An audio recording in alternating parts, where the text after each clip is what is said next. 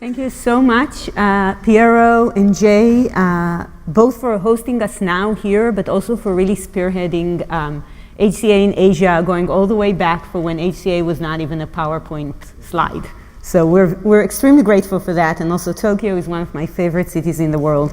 So the specific treat of being here is just amazing. So Sarah and I, as usual, are going to tag team, and we, as you know, always flip our order. So now it's my turn, and we're going to give you a little bit of a snapshot of where HCA is now today, and hopefully also in this way give a framing for the day and for the many talks that we're going to hear, especially in the next two sessions.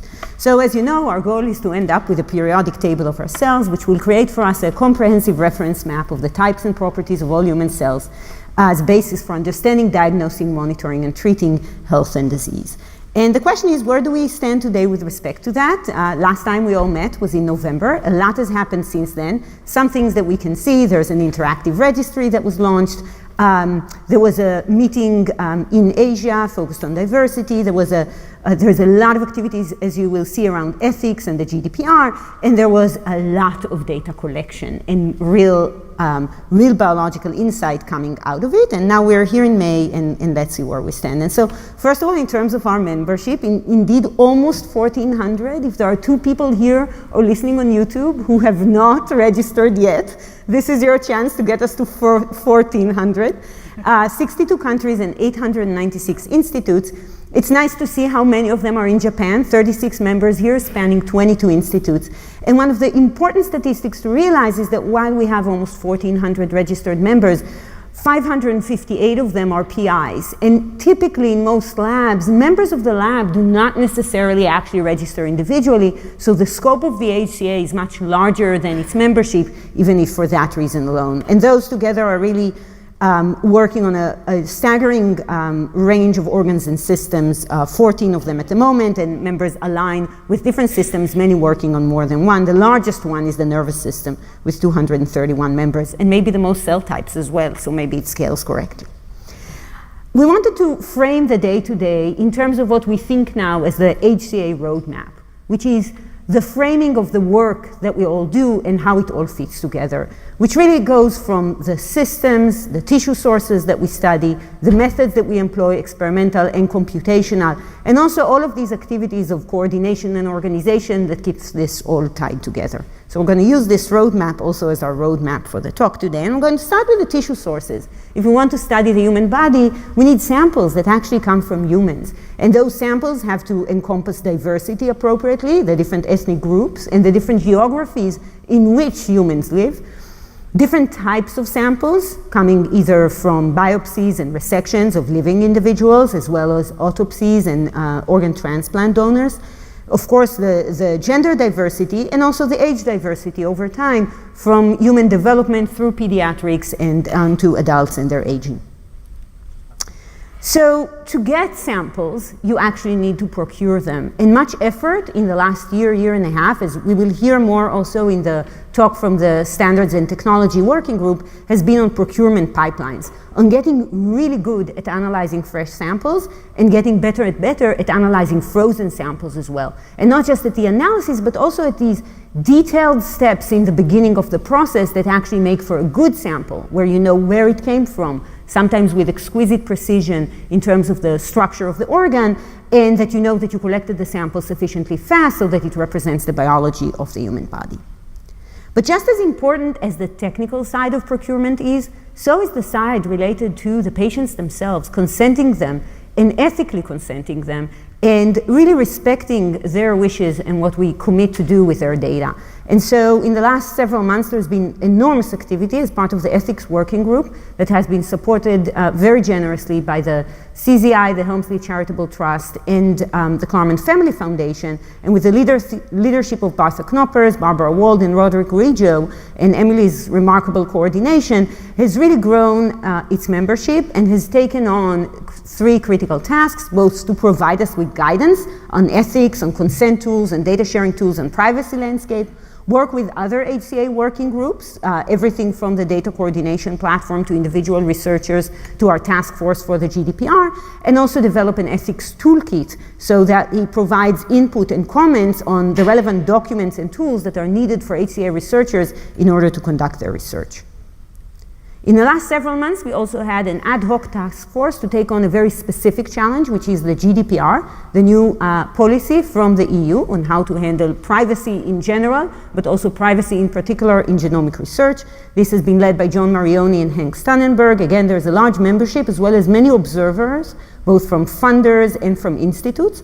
And wonderful coordination from Sarah and Bowers at the Sanger. This has been a massive effort. It involved soliciting legal opinions, having many discussions, and we're, I would say, at the cusp, almost at the point where we know precisely what we need to do in order to be appropriately GDPR compliant going forward. Our work so far has been compliant already, but going forward things will become complex, and in fact we're at the vanguard of that for genomics as a whole, and the actions of the GDPR and the conclusions are of great interest to many funders, including the NIH and the European Commission, well beyond questions that are HCA specific.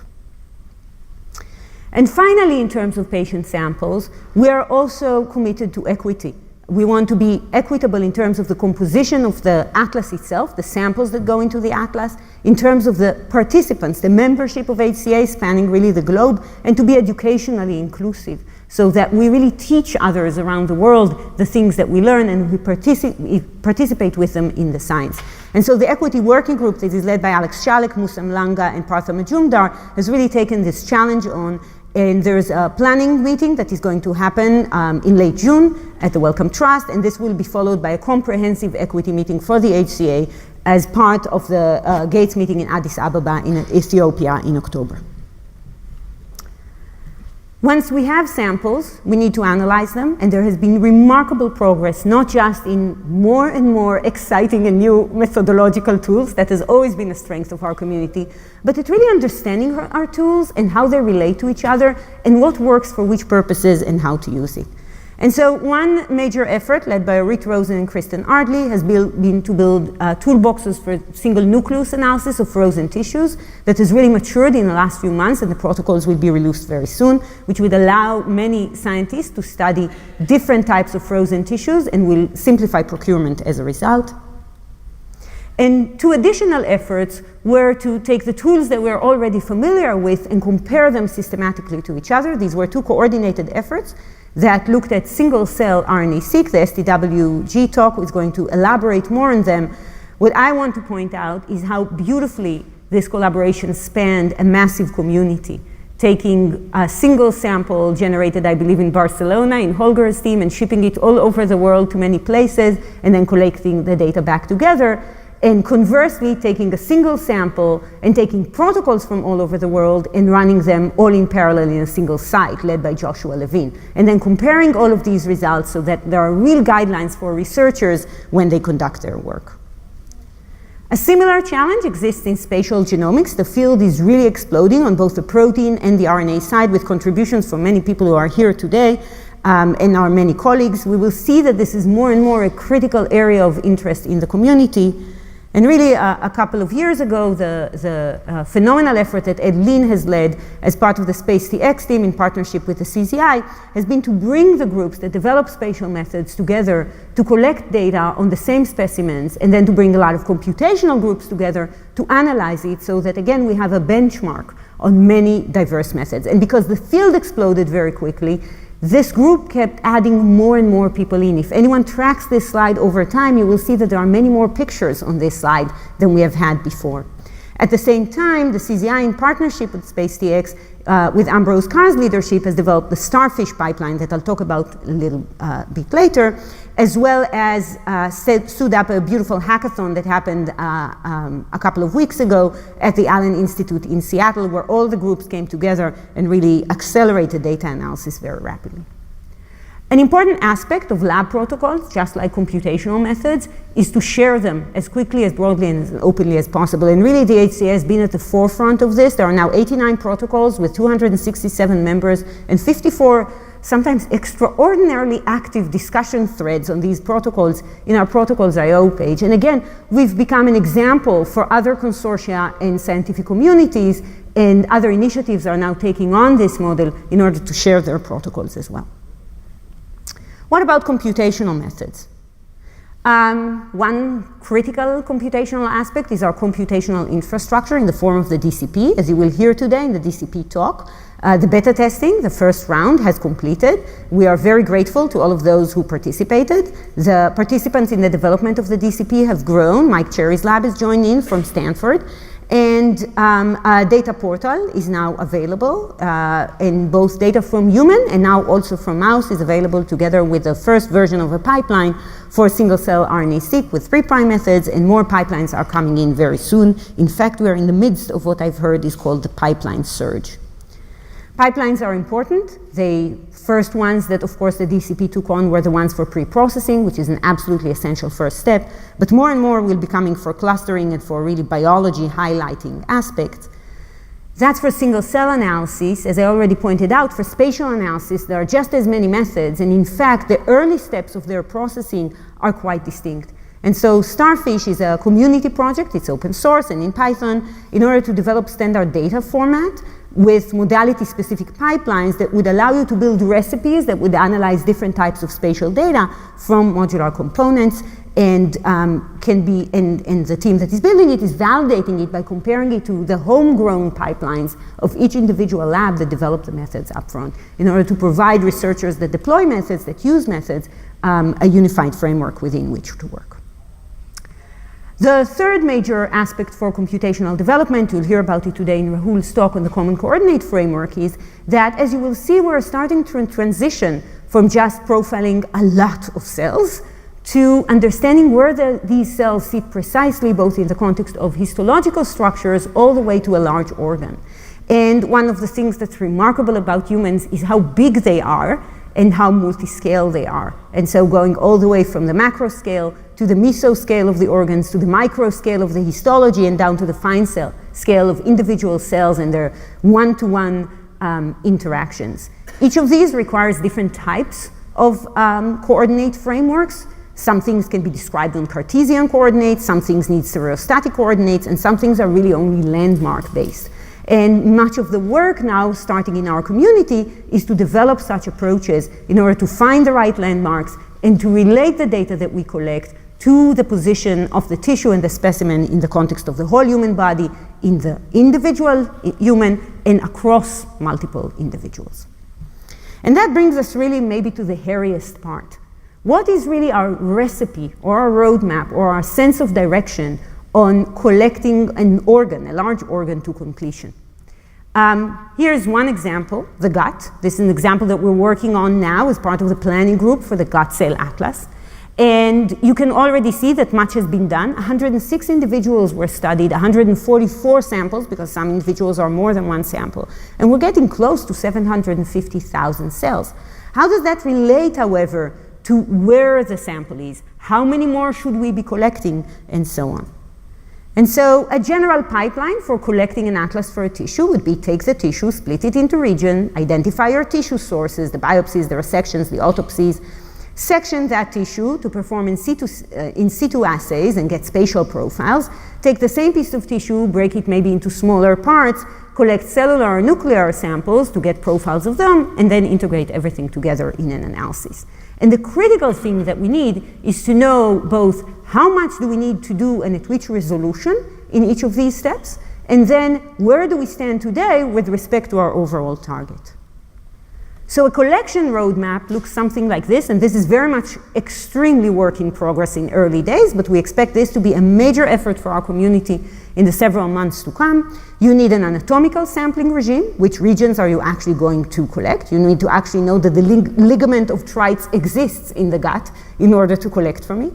You need histological sampling to know how to dissect a larger piece of tissue from a dedicated anatomical region into smaller parts. And then within these smaller parts, you need to identify how many fields of view you would want to look at and how many samplings further for cellular or nuclear analysis. And then from each of those, how many individuals should we be looking at? How many samples from each individual? How many cells within how many fields of views? All of these numbers need to be specified. They can be adapted once we see some data, but we need some specification up front, and we need a tracker of them over time.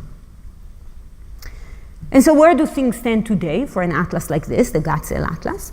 And so here are 3 examples: a study of colon mucosa biopsies coming from healthy as well as ulcerative colitis patients, a study of colon frozen muscularis, that's a different layer than the mucosa, done from resections, and a study of the ileum, which is part of the small intestine, now coming from fresh resections. So 3 different approaches to collecting the samples, 3 different anatomical or histological regions, and a richness of data that was really, I think, unimaginable to us until recently, and very soon upcoming also age diversity in a pediatric atlas and a developmental atlas.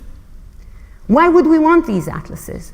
They actually teach us remarkable things, and so this is a nice point to reflect on. What can we learn about disease having a very elaborate atlas?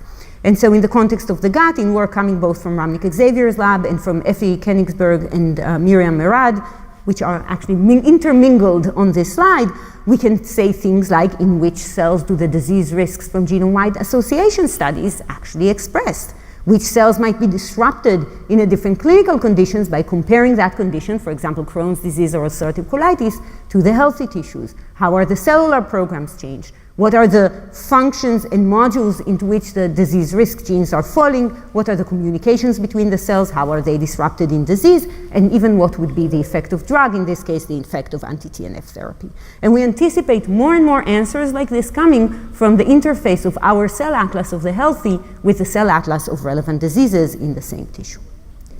And so at this point, I want to take you a level up and transition very quickly to Sarah and say, how does this picture look for other types of organs? And so these are 12 that are highlighted in the white paper. We're going to focus on 6 of them. You've already seen the gut.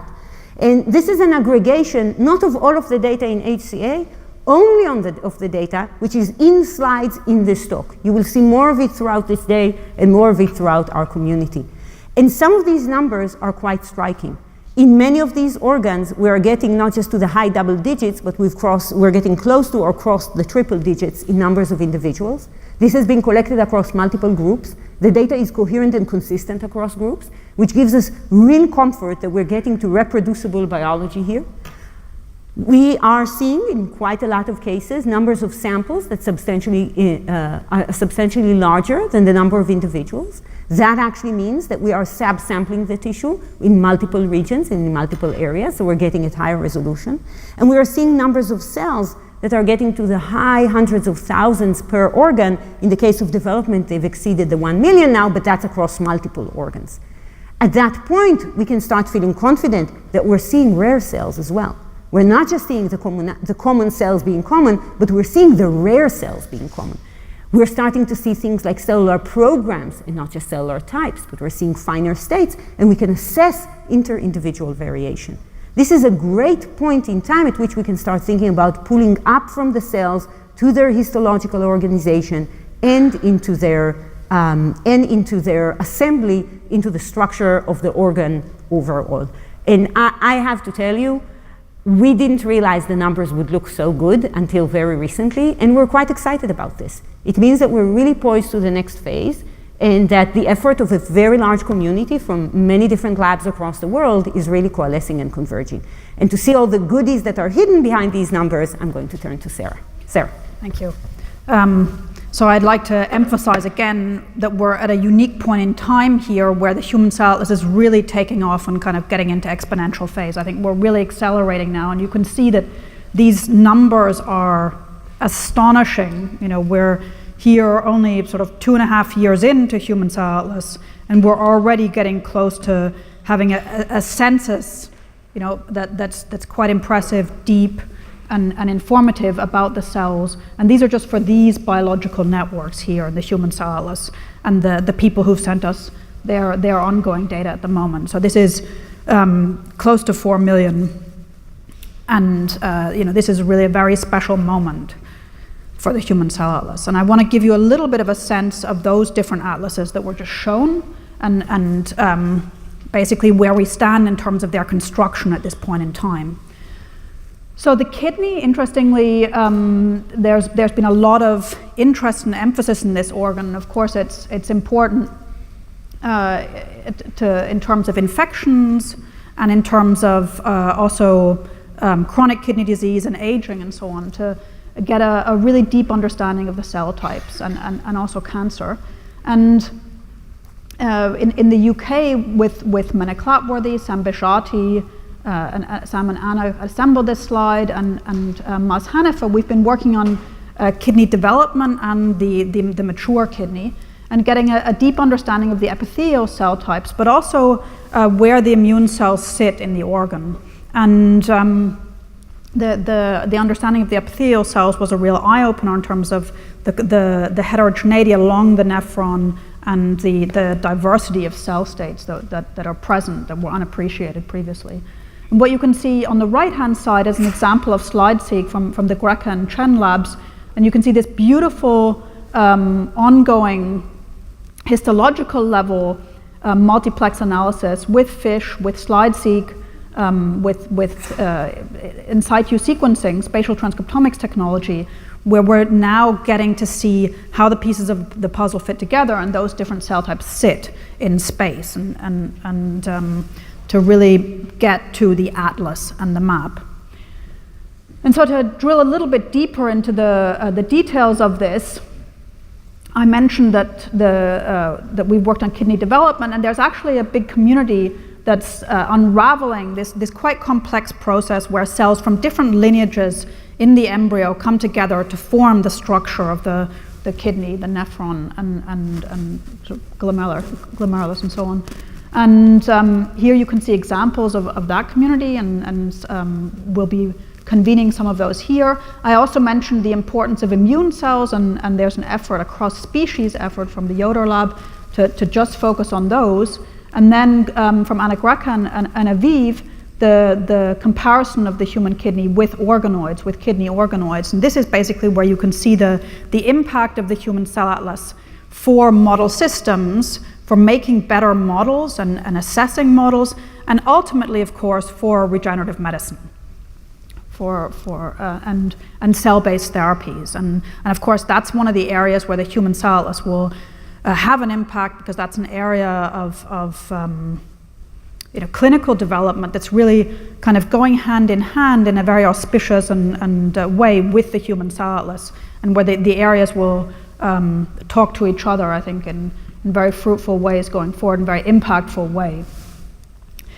I also want to mention the importance of the understanding both the kidney development and the adult epithelial cell compartment in terms of cancer, where we showed, sort of led by Sam Bishati and Mene Clatworthy, we showed that the Wilms tumor, the classic pediatric tumor, we were able to pinpoint the origin of the cell type to transient developmental states in the embryonic and fetal kidney. Of course, it was suspected all along that Wilms tumor, which is only present in children up to age 5, could have an origin during development, and this really pinpoints precisely which cell type the mutations occur in utero. And so I think the impact of Human Cell Atlas is very clear there. The skin, of course, we all care very much about skin, or the human beings seem to invest a lot in that, and the dermatology and basic epithelial cell biology community in the UK and also Orit and Aviv and Kristen Ardley in Boston have been mapping the skin. And this is really spearheaded by Maz Hanifa and Fiona Watt to create a total transcriptomic profiling with adaptive sampling to catch even the very rare cell types and upsample them and cover them in a as comprehensive and deeply as possible. And this has revealed new insights into epithelial cell biology and also how the epithelial cells are talking to the immune cells in this barrier tissue. That's so important for inflammatory diseases and autoimmune diseases and so on. And what's shown here is also how we can relate these different levels to each other. And there are methods both from coarse-grained sort of mapping of the structure of the skin, for instance, using these methods for studying essentially the thickness, using dynamical optical coherence tomography of living skin, and then relating to the histological level with spatial transcriptomics, and then imputing the cell types in from the single-cell RNA sequencing. So we can really traverse these different levels that were mentioned before and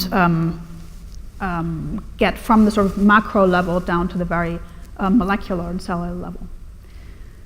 Going on to the lung cell atlas, this is a nice example where the community is already starting to get to the point of sampling different regions of the organ. And of course, the lung is a fascinating organ because you have this branching structure that has a fractal-like pattern where each of us is an individual in the sense that we will each have slightly different structures. And what you can see here is the effort from Regev,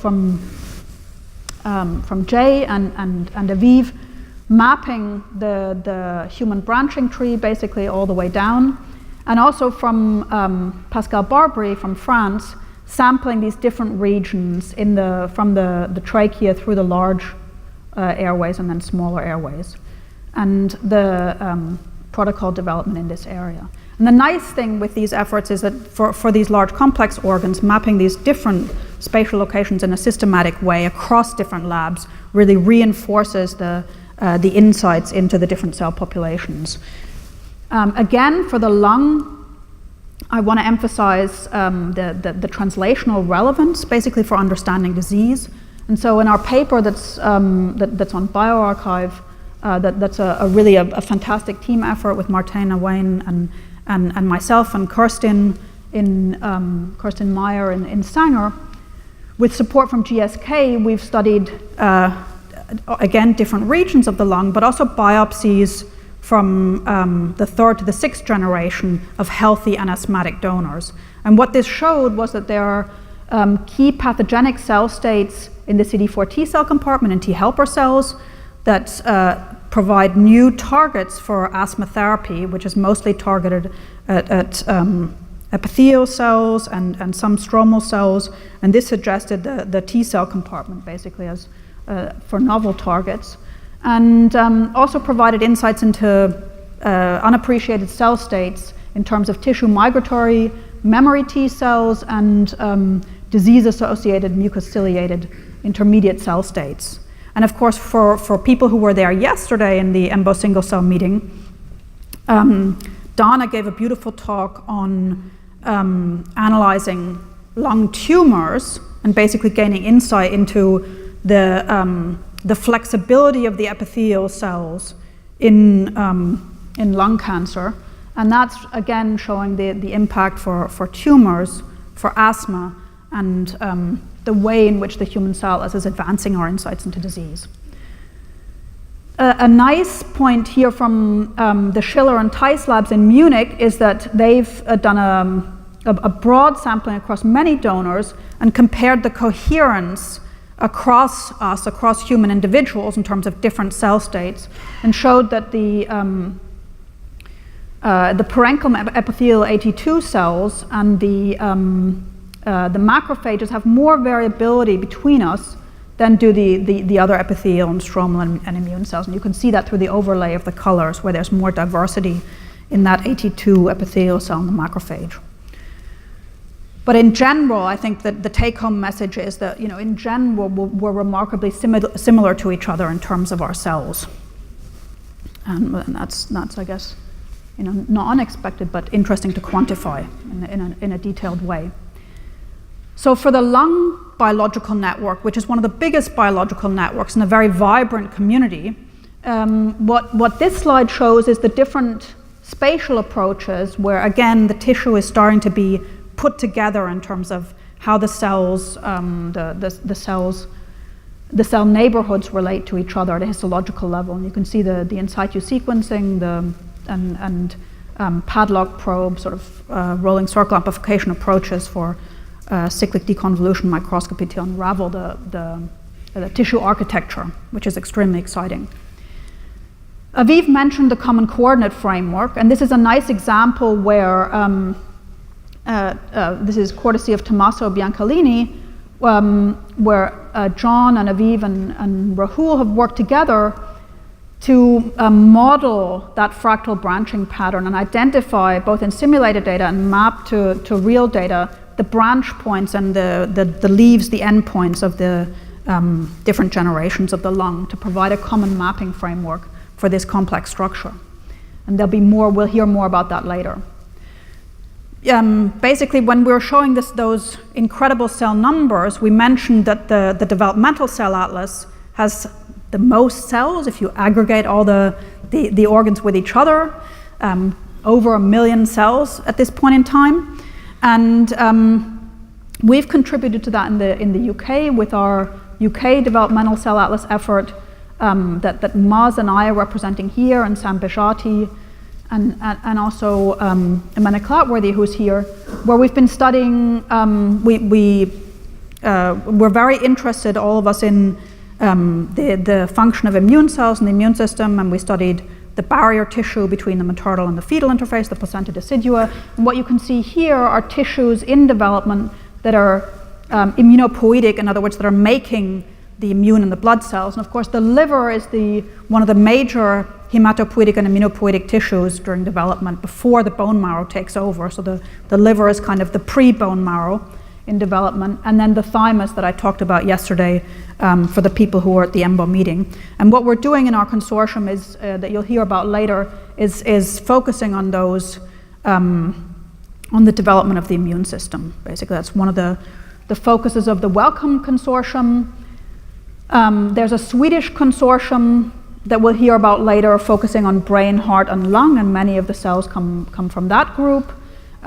With Sten and Joachim Lundeberg and Mats Nielsen and Emma Lundberg. And then also there's active efforts on fetal brain in the US from the Kriegstein lab as well. And that community is very active and is meeting later this afternoon. So we look forward I look forward to meeting all of you and to exchanging ideas and coordinating. And the liver is another community that I want to emphasize is extremely collaborative and active and coordinated by Gary Bader in a fantastic way. And what we can see here is that there are labs that have collected single cell data, and also a spatial atlas of the liver is ongoing, and also developmental and pediatric cell atlas projects with Matt Zielbauer and a collaboration with us at Sanger in Cambridge. I've already mentioned how important the human cell atlas is for disease, therapeutics, diagnostics, and so on. And the work on tumors really emphasizes that. And of course, Orit gave a beautiful talk at the EMBO meeting, and this was really kick-started by this community with the CZI START grant, and has now been developed further by the HTAP and HCAN NCI, NIH NCI grants, and Dana is coordinating one of these as well. So that really brings me back to our roadmap. And I think at this meeting we're at a juncture now where we can confidently say that this community is really starting to run and to rock and to roll. And I want to thank everybody here, and I mean everybody, basically all of the researchers and participants, also the fantastic partnership with the funders for making that happen. And going forward, we're going to plan, we're going to develop a more detailed roadmap of how to bring things together, where there are gaps, how do we need to proceed forward in a coherent manner between the coverage, so that we cover all the tissues, all the organs, all the systems, so that we have a diversity in terms of tissue sources, the best, most cutting edge methods, and an optimal coordination and organization in terms of meetings and funders and working groups and so on. And so I just want to highlight a couple of policy activities that are ongoing and that we're going to discuss at this meeting in the organizing committee. And one of those things is the publication policy. And here I think we've now come to a consensus that we have a publication committee that meets every 3 months, and it vets papers in terms of simply the technical content of whether this is cellular resolution data on healthy human tissue that submits to the DCP and has a manuscript on a publicly available archive, in which case it becomes a paper that's part of the Human Cell Atlas and puts a tagline into the acknowledgements and is added to our publications tracker and the HCA bioarchive channel that's now set up. Also, the data release policy, this is under drafting by the organizing committee and under review and consideration, where we need to decide on the data sharing and data use policy and the periods of grace. I've mentioned what a wonderful community this is and what an amazing, fabulous partnership with funders. And here you can see the diversity of funders across the globe that have really come on board and supported this effort, and within a very short period of time. And there are a few that I'll highlight. The CZI was really on board from the very beginning and has supported the DCP, which is the data coordination platform that's absolutely essential to this effort. I like to think of it as a sort of constitutional library, British library for the Human Cell Atlas data that will organize and serve the data into the future. They've also had grants for pilot project computational tools, and what's very exciting is the announcements that are coming soon about the seed networks, which are these biological areas that I've talked a bit about. It's also key to mention the resources and tools for the community that have been contributed. Aviv mentioned starfish, cell by gene, and also an ethics framework, funding for an ethics framework with the Helmsley and the Klarman Family Foundation. Of course, that's very important, as Aviv mentioned, in terms of consents and GDPR and so on and so forth. The NIH HUBMAP is also a large consortium with many, many members, and the way it's organized is that there are tissue mapping centers that are focusing on these different organs and tissues. And then there are also elements that are dedicated to technology development, and then a central so-called Hive integration, visualization, and engagement component that includes computational methods development and that common coordinate framework element, and I'm part of the tools component. And we'll hear more about the common coordinate framework later from Rahul. And there's been a focus initially on the kidney and the lung, and I mentioned a little bit about that from the branching work. The Helmsley, as I mentioned, has supported the ethics and governance resource, and of course this foundation is focused specifically on the gut and Crohn's diseases, associated diseases, and we're very excited about the RFA that's going to really make this a flagship and a very fantastic, deep, comprehensive atlas of the gut, and that's very exciting. The RFA was announced, and the proposals are in progress, and the results will come out later this summer. The Lifetime is an EU consortium that relates to the HCA in the sense that it's focused on disease, and we'll use the Human Cell as a reference, but of course we have shared infrastructure, techniques, methods, references, and so on. And there's a lot of overlap in terms of the members, so HCA organizing committee members are in Lifetime and on the Lifetime SAB, and conversely, Geneviève Almouzi, who's the Lifetime co-lead with Nicolas Rurevsky, is an observer on our Human Cell Atlas Joint Coordinating Committee. I'd like to end with the Wellcome Trust, and who was also one of the very early funders, and in fact hosted the first kickoff meeting in October 2016 in London, and has been with the Human Cell Atlas and supported the UK consortium, where we're a collaboration across 6 institutions, so the EBI in Sanger, and also London, the University of Cambridge, Newcastle, and Oxford. We're focusing on adult tissues with matched developmental stages for these tissues. There's an emphasis on the skin specifically, and I mentioned that earlier, and also on a disease component which has the commonality of being inflammatory autoimmune diseases. Wellcome has also been very generous in supporting the GDPR task force, the equity strategy planning meeting this summer, and the ethics working group meeting with the ethics working group. And there'll be a talk about this consortium and the other consortia later. So really that brings me to the end of the talk. I'd like to again draw your attention to the roadmap and this juncture that we're at now, where we can really start going forwards and get into exponential phase for the consortium. And it's a really tremendously exciting, tremendously gratifying, and I really look forward to this meeting in that context. And so I'd like to thank you here, and we'll take any questions that come up. Thanks.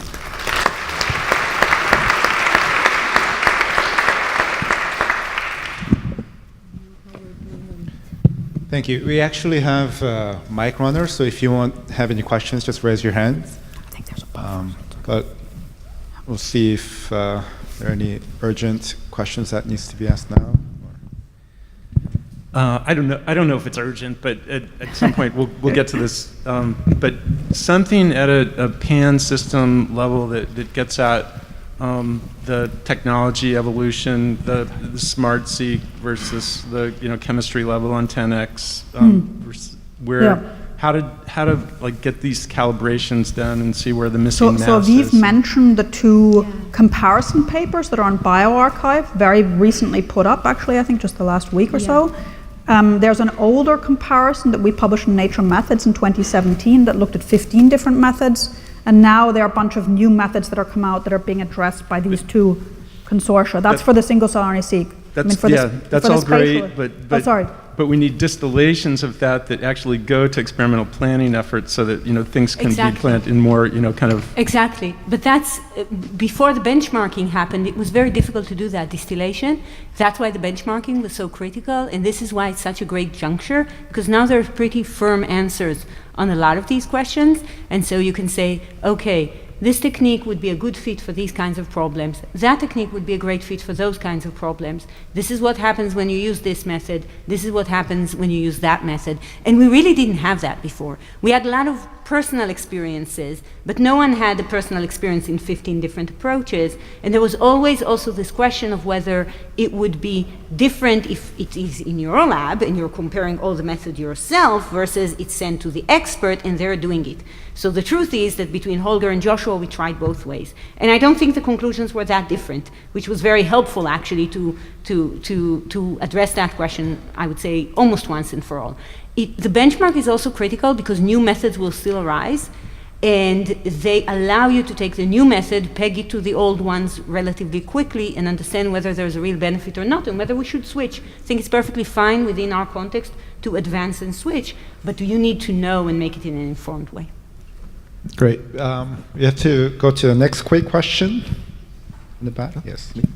Oh, Yoshak-san from Germany. How's going the pancreas cell atlas? Who can be the responsible person? Yeah, there is a pancreas network. There are several researchers who are deeply engaged in the pancreas. One great example is Roland Iles, who is also a member of the organizing committee and has been a strong central force in this. I believe there was a CZI pilot even in the context of the pancreas, and I can tell you also that there are good lab methods that work in the pancreas. So the pancreas is very much part of the network. It's just that we highlighted a few examples today. We already were too late. Yeah, there are more examples. Yeah, we were just focusing on like some. This. Yeah. But I think this raises a more general question that people sometimes have a challenge with the navigation. One of the reasons that we asked people to reconsent themselves on the registry was that we would be able to share down to the level of names. And so if you're asking yourself who's working on the pancreas, it wouldn't just tell you 231 people, but there would actually be a list of names associated with the 231 people. And that had to be redone, actually, because of GDPR. The privacy regulations in the EU require you to redo the whole thing, and I believe many people who are here are registered, and they have received a request to redo their registration. This is a great opportunity to remind you why that's actually important. Great. So I think for the interest of time, we do have to move on to the next session, to the first session, actually. So thank you, Aviv and Sarah.